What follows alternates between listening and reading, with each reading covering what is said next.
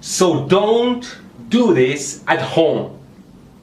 Now we'll have high voltage as what the hell? Did I short something? Okay, retry. So don't do this at home. Now as soon as I turn on this, what the what is this? Ow! One of these days. And here is my handicraft. Let's measure and see where we are. It's higher. I made my own taser back in my old video. The arcs can jump. What? You don't bring your finger close to a stun gun when it's running. Everyone can build something like this or even stronger, but it might not be legal everywhere. You should always keep a proper distance from Tesla coil. Let's play Pink Panther.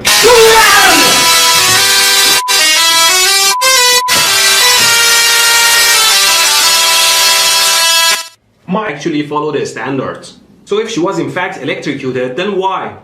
Oh, maybe she dropped the wall adapter in the water, completely submerged it, and then plugged it in. Ow! So I guess this... Oh, this is pretty dead. See? Okay. Slippery. I could take it off. Ow! On this circuit, that's responsible for the timing. And you can see a tiny negative sign beside it. That means that that side needs to be connected to ground or negative. The tip of the gun here simulates a human finger. Always be careful with your tools and see what happens on the actual board.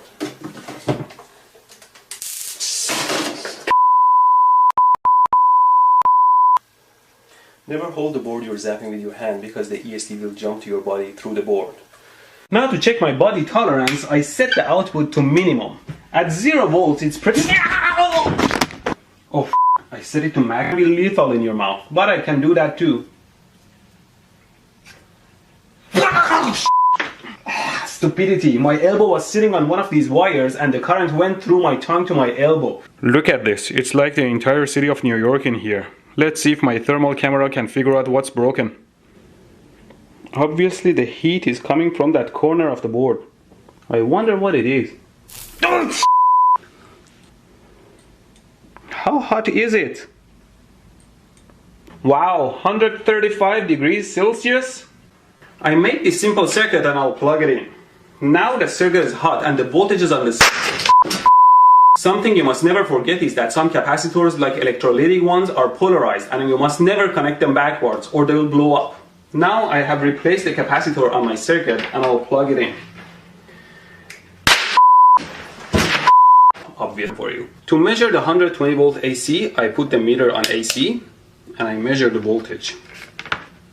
Oh my God! Sometimes when you're probing a line, you might touch the probes, but never forget about the voltage on the probes. And each pair is attached to one of these cables, which we can plug them into the wall power plug.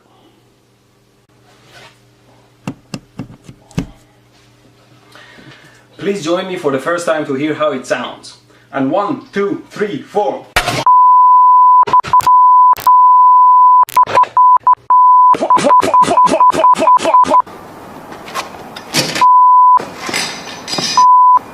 Here I've opened the camera, but the first thing to remember is that there are a lot of bits and pieces and small and large screws that go in the camera. So always remember what those were and store them nicely to avoid losing them. Now let's take a look at the camera here. The head and rotate it and mount it on the tail by piercing into the tail. Well, never pierce a hole towards your body. This tail is a little bit tough, so I'm going to drill a hole into it.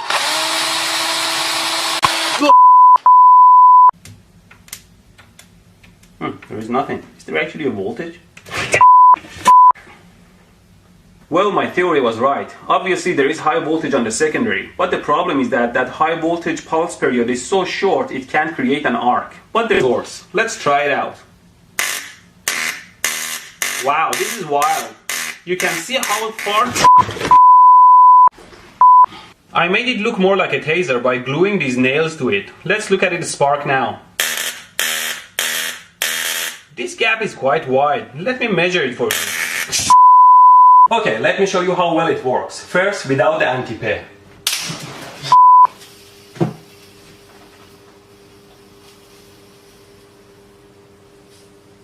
Some under.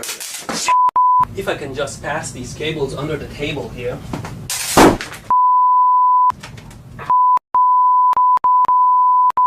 Now I enable the power supply.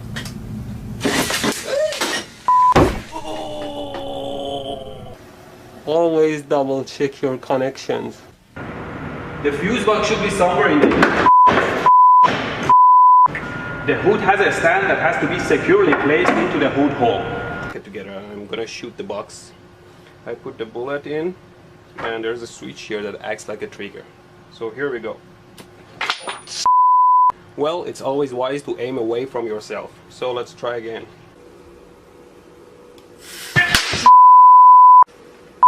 A quick calculation shows having 170 volts across 100 ohm generates 300 watts of power. It's like having a 300 watt lamp within your fingers. It burns your skin very quickly. Now I use pliers to hold the resistor. See, the output voltage drops, but with very small ripples because there is a lot of filtering. Wow, I was holding that. I let it cool down for a while and the ceramic core takes a long time to cool down, and now it... The hell? The hell? Why bad things happen to good people? Come on. Ooh. Sheer luck! Thanks to my flimsy wire connections to the transformer that fell off quickly, I only sustained some third-degree burns. My stupid long sparklers made my structure top-heavy, which of all people fell right on top of me.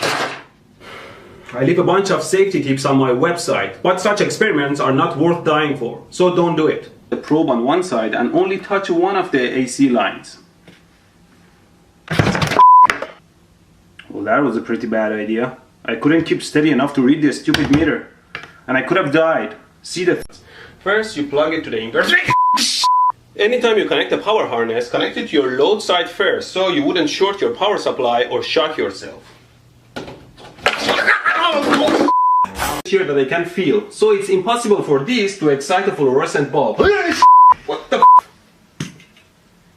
Now this string is one that I couldn't fix with the lighter sparker and doesn't turn on either. Let's try the taser now.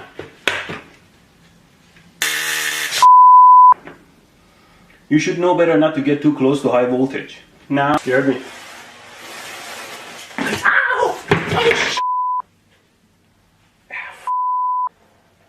The voltage a little bit.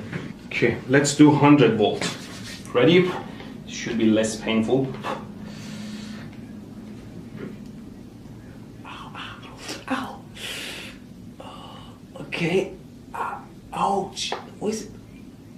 What the? Ow. Ow, what the f is the current rising? Ow. Ow.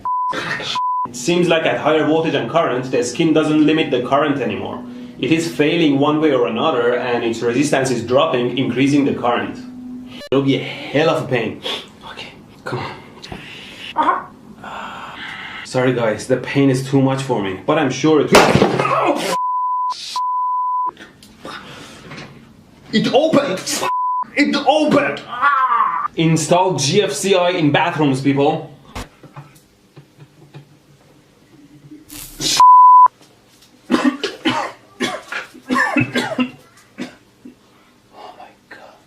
Okay, finally, let's power it up.